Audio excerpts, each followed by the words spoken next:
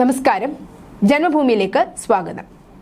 ഉസ്ബെക്കിസ്ഥാനിൽ medical college വിദ്യാർത്ഥിനിയായിരുന്ന Sawariya ബസന്തിന്റെ മരണം മതം മാറ്റത്തിന്റെ പേരിൽ സഹപാഠി സദറുൽ അനം നടത്തിയ ക്രൂരമായ പീഡനം മൂലമാണെന്ന് വാർത്ത വന്നതിന് ശേഷം കേരളത്തിലെ കോൺഗ്രസിനും CPM-നും സാവരിയ ഭാരമായി.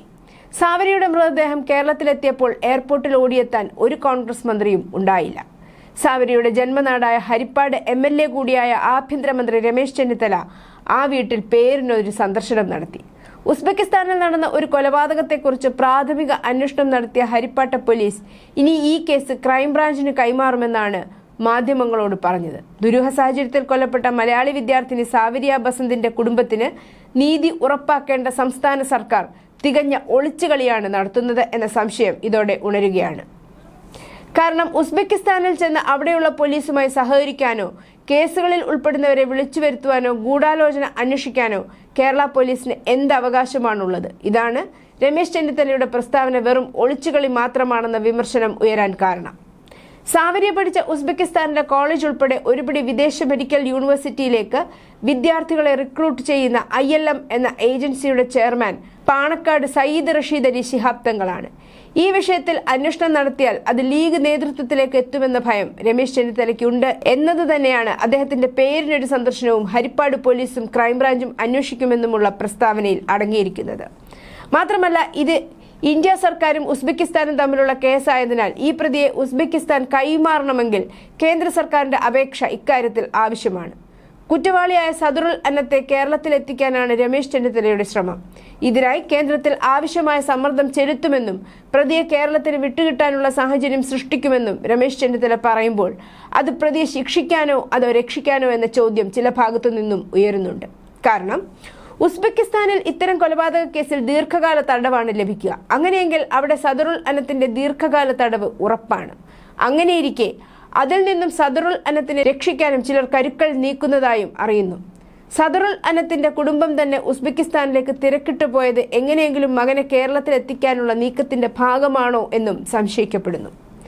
സാവരിയുടെ കുഞ്ഞമ്മയുടെ ഭർത്താവ് ഉസ്ബെക്കിസ്ഥാനിൽ എത്തിയപ്പോൾ അവിടെ പ്രാദേശിക ആളുകൾ ഈ കേസ് ഒതുക്കി തീർക്കാൻ ശ്രമം നടത്തുന്നതായി സംശയം പ്രകടിപ്പിച്ചിരുന്നു.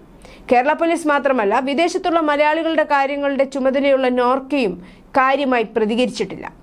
സംസ്ഥാന സർക്കാരോ ഈ വിഷയത്തിൽ കൃത്യമായ ഒരു ഇടപെടൽ നടത്തിയിട്ടില്ലെന്ന് മാത്രമല്ല, തന്ത്രപരമായ മൗനം പാലിക്കുകയാണ്. മുഖ്യമന്ത്രി സതീശൻ വിദേശത്ത് കൊല ചെയ്യപ്പെട്ട ഒരു പെൺകുട്ടിയുടെ കേസ് സംബന്ധിച്ച് ഇതുവരെയും ഒരക്ഷരം ഉരിയാടിയിട്ടുമില്ല. അതിനിടെ കേസിൽ പ്രതിയായ സദറുൽ അനത്തിന്റെ മാതാപിതാക്കളെ കക്ഷി ചേർക്കണമെന്ന് ഹിന്ദു ഐക്യവേദി നേതാവ് ശശികല ടീച്ചർ.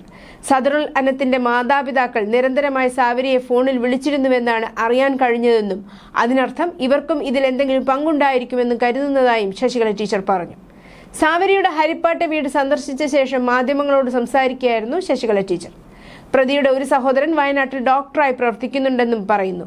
അതിനപ്പുറം കേസ് ഒത്തുതീർക്കില്ലേ എന്ന് ഉസ്ബെക്കിസ്ഥാനിലെ പ്രദേശവാസികൾ തന്നെ ചോദിക്കുമ്പോൾ പ്രതികൾക്ക് അവിടെ നല്ല സ്വാധീനമുണ്ട് എന്നാണ് കരുതേണ്ടത്. എന്നാൽ ഇക്കാര്യത്തിൽ കേന്ദ്ര സർക്കാരിന്റെ ഭാഗത്തു നിന്നും ശക്തമായ ഇടപെടൽ ഉണ്ടാകണമെന്നും ശശികല ടീച്ചർ പറഞ്ഞു. പെൺകുട്ടിയുടെ ഫോട്ടോ താൻ കണ്ടെന്നും അത് കാണേണ്ടിയിരുന്നില്ല എന്ന് പിന്നീട് തോന്നിയെന്നും കാരണം അത് കണ്ടാൽ നമുക്ക് ഉറക്കം നഷ്ടപ്പെടുമെന്നും ശശികല ടീച്ചർ പറഞ്ഞു. ഈ കേസ് തേഞ്ഞുമാഞ്ഞു പോകുന്ന സ്ഥിതിവിശേഷം ഉണ്ടാകരുത്. അതിനാൽ കേന്ദ്ര സർക്കാരിന്റെ ശക്തമായ ഇടപെടൽ ഉറപ്പുവരുത്തണമെന്ന് പറയുന്നതെന്നും ശശികല ടീച്ചർ വ്യക്തമാക്കി. നോർക്കയുടെ ആളുകളുമായി കുടുംബം ബന്ധപ്പെട്ടിട്ടുണ്ട്.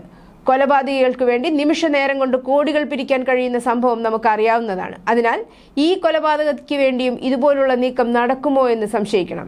സീറ്റ് തർക്കം കൊണ്ട് ഒരാൾ കൊല്ലപ്പെട്ടപ്പോൾ പിണറായി വിജയൻ അവിടെ പോയി പൈസ കൊടുത്തത് ഓർമ്മയുണ്ട്. അതേസമയം സാവരിയുടെ ലാപ്ടോപ്പ് അതിവേഗം കേരളത്തിലേക്ക് അവിടെ നിന്നും കൊടുത്തുവിട്ടിരിക്കുന്നു. അവളുടെ വസ്ത്രങ്ങളും കൊടുത്തുവിട്ടു. ഇതെല്ലാം കേസിലെ തെളിവുകളാകേണ്ട വസ്തുക്കളാണ്. അതേസമയം സാവരിയുടെ ഫോൺ കോളേജ് അധികൃതർ അവിടെ പിടിച്ചു വെച്ചിരിക്കുകയാണ്. അതിലും കോൾ റെക്കോർഡുകളുടെ തെളിവുകൾ ഉണ്ടാകേണ്ടതാണ്. അവിടുത്തെ ശരിയത്ത് ഭരണകൂടം പ്രതി മുസ്ലിമാണെന്ന് കരുതി പ്രവർത്തിക്കുന്നുണ്ടോ എന്ന് സംശയിക്കേണ്ടിയിരിക്കുന്നുവെന്നും കാരണം ക്രൈം നടന്ന സ്ഥലം വളരെ പെട്ടെന്ന് തന്നെ അവർ ക്ലിയർ ആക്കിയെന്ന് പറയുന്നതിലും ദുരൂഹതയുണ്ട്. 2 ദിവസമായി മകൾ തന്നെ ഫോൺ എടുത്തില്ലെന്നും തനിക്ക് ടെക്സ്റ്റ് മെസ്സേജ് മാത്രമാണ് വന്നതെന്നും സാവരിയുടെ അച്ഛൻ പറയുന്നു. സംഭവം റിപ്പോർട്ട് ചെയ്ത ശേഷം അന്ന് രാവിലെ ഞാൻ അവിടെ എത്തി. അപ്പോൾ എന്നെ കാണാൻ അവിടെ നിന്നുള്ള ലോക്കൽ ആളുകൾ അവിടെ എത്തി. കേസ് ഒത്തുതീർക്കുന്നതിനെ കുറിച്ചാണ് അവർ ചോദിക്കുന്നത്. പിന്നീട് പോലീസ് ഓഫീസർ എത്തി. സീനിയേഴ്സ് പറയുന്നത് 2 ദിവസമായി സാവരിയെ അവിടെ കണ്ടിട്ടില്ലെന്നാണ്. ശരീരത്തിൽ മൊത്തമായും മുൻവശത്തും പിൻഭാഗത്തും മുഴുവൻ തല്ലിയ പാടുകളുണ്ട്. പാടുകളെല്ലാം കറുത്തിരിക്കുകയാണ്. അതിനർത്ഥം തല്ല് കിട്ടി കുറച്ചധികം സമയമായി എന്നാണ്. CCTVയിൽ മറ്റൊരാളുടെ സാന്നിധ്യം ഇല്ല എന്ന് കോളേജ് അധികൃതർ പറയുന്നു. പക്ഷേ ആ ദൃശ്യം ഞങ്ങളെ കാട്ടിത്തന്നില്ല. തീർച്ചയായും ഈ പ്രതിയെ രക്ഷിക്കാൻ ശ്രമം നടക്കുന്നു എന്ന് കരുതപ്പെടുന്നുവെന്ന് സാവരിയുടെ ഇളയച്ഛനും വ്യക്തമാക്കുന്നു. News desk Janmabhumi.